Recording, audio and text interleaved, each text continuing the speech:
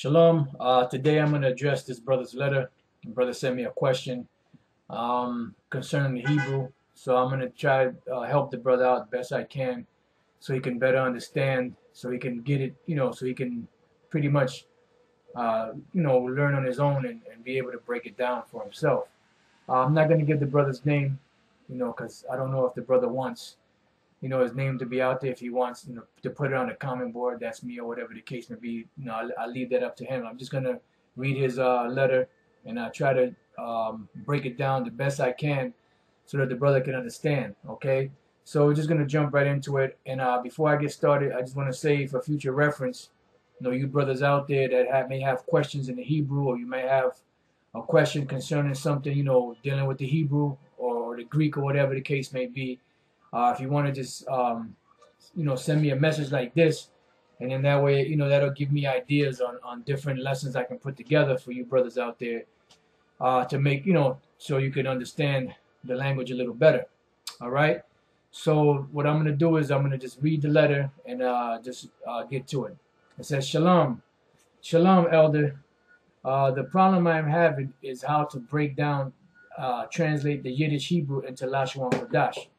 In other words, he's trying to see how you can take this Assyrian script here, and when he writes it out, to write it out in the ancient Hebrew, in the Lashon Kodash. So I understand what the brother's saying. It says, for example, the so-called Yiddish Hebrew words where they use all those vowel points, and this is something we're going to address, is these vowel points, because Elder Gabar just did a lesson on the Masoretes. And they're the ones that stuck the vowel points in it, as you can see down here. Little dots and dashes you see. That was for pronunciation, which that was their pronunciation, and they were Edomites. So we don't deal with Esau's stuff unless there's truth to it. And you have to know how to discern what's truth and what's not. When you are dealing with Esau's information that he puts together. It says, for example, the so-called Yiddish Hebrew words where they use all those vowel points, like this word Rosh Chodesh, which I think means new moon or month, but it is pronounced in the Yiddish way and not Lashon Kodash, which is Rosh Chodesh, right? Which is head of the month, the head of the month. All right, because really Kodash is new moon, which I'll show you that. It says which I think would be Rosh Chodesh, which he's close. The brother's close there with that, with the way he's pronounced it, because this is the Assyrian script, all right, and this is the first word and this is the second word, and what you brothers have to do is basically just go through the. I have a lesson on here. I believe it's on this GMS Lashon Kodash, where I pronounce the letters out for you. So you got to learn the letters, learn the pronunciation of the letters. And then after a while, after you get familiar with the characters, then you can go on and pronounce them and and put them together. So the first one is three letters here, the Ra, Ah, and Sha. As you see here, Ra, Ah, and Sha. Now, I know that this word means head. So the way you say head is Ra, Ash. Ra, Ash. So what you would do is you would take the Ra, Ah, and the Sha, and you would combine the Ah and the Sha, and drop the ah sound at the end. Ra-ash. That's ra-ash, which means head. Okay? It means head, or you could use it to mean beginning. Okay? Beginning. Now the next word is chadash. I'm sorry, this is wrong here. Chadash. Okay? Chadash. As you see here, chadash. It's composed of three letters, and the three letters are the Cha, the Da, and the Sha. Cha, Da, Sha. When you bring this back and connect it and drop the Ah sound at the end, becomes Chadash. So it's Ra'ash, Chadash. All right? But the so-called Jews say Rosh Chodesh. All right? It says, I don't know if, it says, which I think would be Rosh Chodesh, which is Ra'ash Chadash, which your brother is close. I don't know if I am correct or not. If I could get past that struggle, then I can figure it out how to do it on my own. I saw your video, but it was but I was kind of unsure of the translation because the look of the symbols kept changing as you went down the chart. Not to be evil, but I was kind of confused. And that's why I'm trying to make lessons a little more simple for brothers to understand them, you know? So like I said, the first thing you brothers have to do is you have to learn all the symbols.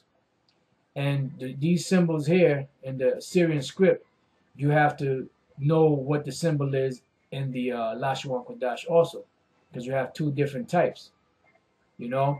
Then when you know the symbols in the Lashawan Kodash, when you look at these, you just translate it as you would the Lashawan Kodash, you know, like this. This is Ra'ash. This is not the way you pronounce the Assyrian. This is the way you pronounce the Lashawan Kodash. But I just took the Assyrian script or the Aramaean and then wrote it out in the ancient Hebrew, in the Lashawan Kodash. Most of the time when I see those so-called Jews writing, it has all the vowel points. So if you remove all those vowel points, dots, is it still called the Assyrian scripture? Oh yes, because those vowel points were put in there by the Masoretes. You know, so the language, this language here, had nothing to do with all these dots and dashes. These dots and dashes were added around somewhere around the 10th century A.D. I think a little before that, around the 6th century B.C. From that 6th century B.C. till about the 10th century B.C. That's when they added all these vowel points. So if you take the vowel points out, what you can do in the Blue Letter Bible, you know, matter of fact, let's see if I can pull up the Blue Letter Bible real quick. And let's see if I can get a quick word real quick. Yeah, this thing is a little slow for some reason, but just bear with me so I can show you.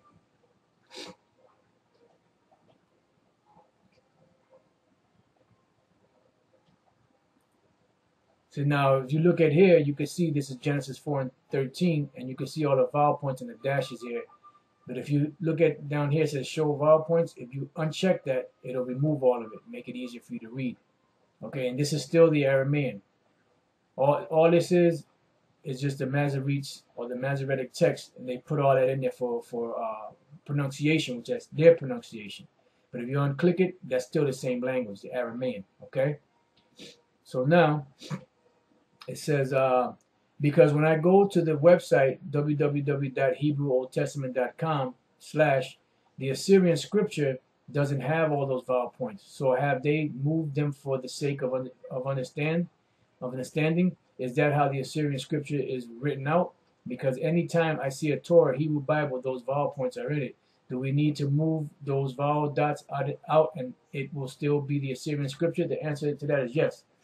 You know, because the Assyrian Hebrew is, excuse me, the Assyrian Hebrew is this here, and not see the vowel points. The vowel points is not the Assyrian script. The vowel points is just the Masoretic text or the Masoretes' way of showing the people there how to pronounce it, but that was their pronunciation. So I just always click this off whenever I go into the Blue Letter. All right, so yes, this is still the Aramaean without the vowel points. It says, because anytime I see a Torah, blah, blah, blah. Okay, one more thing. Did the original Assyrian scripture have those vowel points? No, it didn't. And dots underneath, like you see in the Yiddish Hebrew today, in like this, and then it gives you a list of Hebrew with the vowel points in it. Can you help me with that answer? Shalom. So far, I hope, you know, this part of it helped you out, you know, with the Ra'ash, Chadash, you know, and how to write it out, you know, pronounce each word out or each letter. And then when you know where there's a connection, then you make the connection. You know, like with this, you know, the first thing you want to do is just learn it. Then you worry about the connections later. All right. Just the main thing is get familiar with the characters. All right. So now I'm gonna go here, and I just read this real quick. This is on the Masoretes and those vowel points, and this is the website I got this from. I'll try to see if I can copy it and post it on the video itself, in the information box, so you brothers can go if you want to read up a little more on it. This is the part where it says adding vowel points. For thousands of years, ancient Hebrew was only written with consonants, no vowels. When reading these texts, they had to supply all of the vowels from memory, based on oral tradition, which is true, because you have these stupid people out there that say that the Hebrew language has no vowels in it. So how the hell would you pronounce it if it has no vowels in it? It's not just consonants. You can't just pronounce consonants. You have to have vowels to pronounce it. All right. The vowels are like A, E, I, O, U, and I can say sometimes Y. Those are vowels. Consonants is like a D, a T, an F, a G, an H. You know, you have to have vowels to be able to pronounce it. So they did it from tradition or oral tradition. In Hebrew, just like modern languages, vowels can make a big difference. The change of a single vowel can radically change the meaning of a word. An example in English is the difference between slap and slip. These words have very different definitions, yet if our language was written without vowels, both of these words would be written SLP. Thus, the vowels are very important. That's why these devils changed, the word thou shalt not abhor in Aramaean for thou shalt not abhor in Edomite, because the letters were similar, and they just changed it up a little bit. It says the most extensive change the Masoretes brought to the Hebrew text was the addition of vowel points in an attempt to solidify for all time the correct reading of all the Hebrew scriptures. The Masoretes added a series of dots to the text, identifying which vowels to use in any given location. That's what the Lord said, that because they're trying to preserve the language and they're the devil. That's what the Lord said he would turn a pure language to the people, which he did in this time. Adam Clarke, an 18th century Protestant scholar, demonstrates that the vowel point system is actually a running commentary which was incorporated into the text itself because they try to change everything. In the general preface of his biblical commentary published in 1810, Charles writes, the Masoretes were the most extensive Jewish commentators which that nation could ever boast.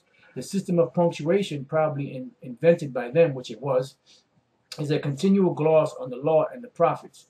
Their vowel points and prosaic and metrical accents give every word to which they are affixed a peculiar kind of meaning. That's why they change certain things to change the actual meaning of the word. Like the word stranger. You have the word stranger, but then they applied the word stranger and when they wrote it out in English, they applied stranger for everything, for whatever, no matter what Hebrew word it was or whatever Greek word it was. But these devils, when they did it, they changed certain things to make it seem like the actual strangers can receive the benefits of Israel, which they can't. All right, but that's another lesson, which in their simple state, multitudes of them can by no means bear. The vowel points alone add whole conjugations to the language. This system is one of the most artificial, particular, and extensive comments ever written on the word of the Most High, for there is not one word in the Bible that is not the subject of a particular gloss through its influence. And that's why they did put all those dots and dashes so that they can have their interpretation of the scriptures in there.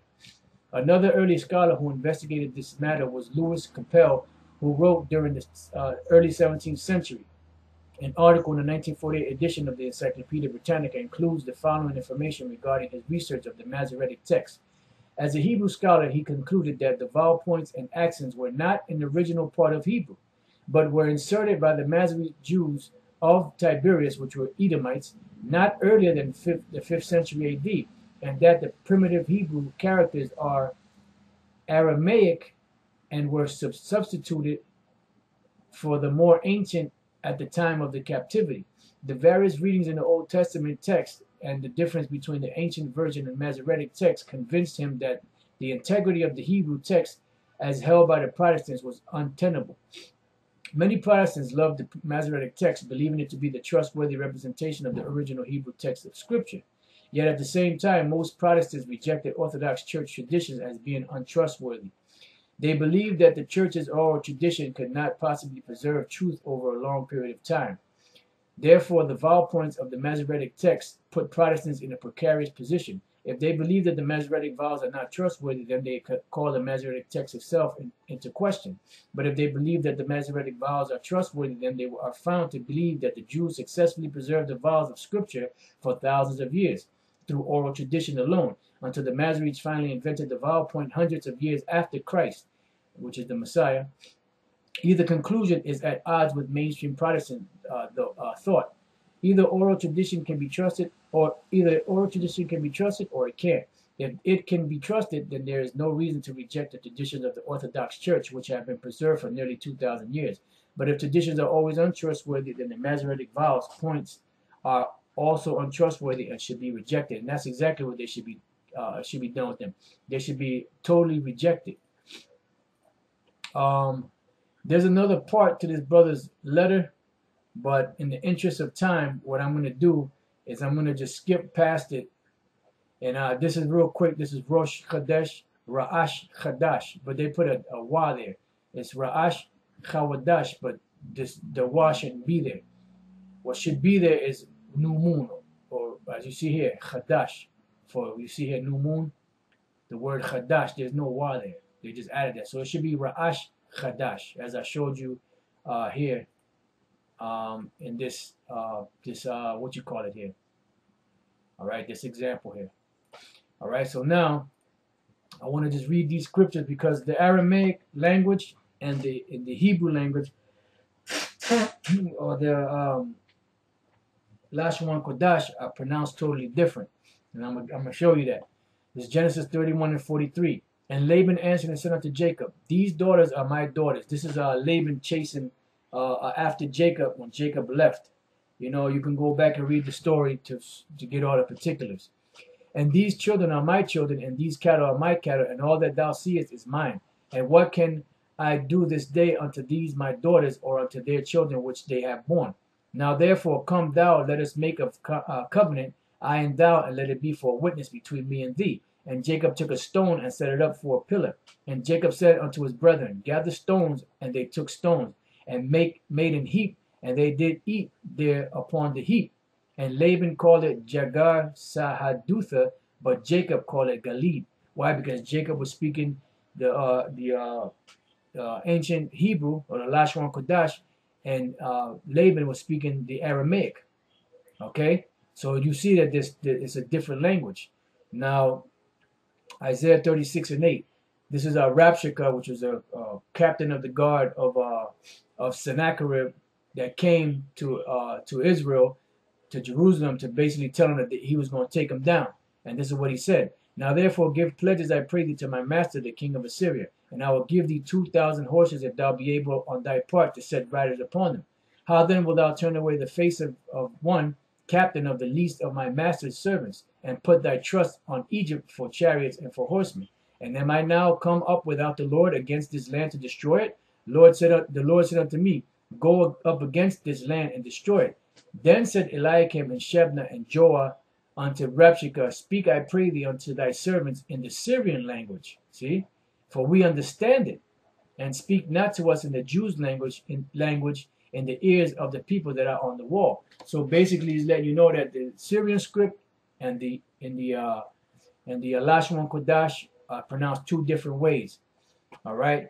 But being that most of the sources that we have are written in the Assyrian script, all we doing is just substituting the Lashon Kodash pronunciation for the Assyrian, you know. And I mean, with that, you know, I hope this has been helpful for you, brother.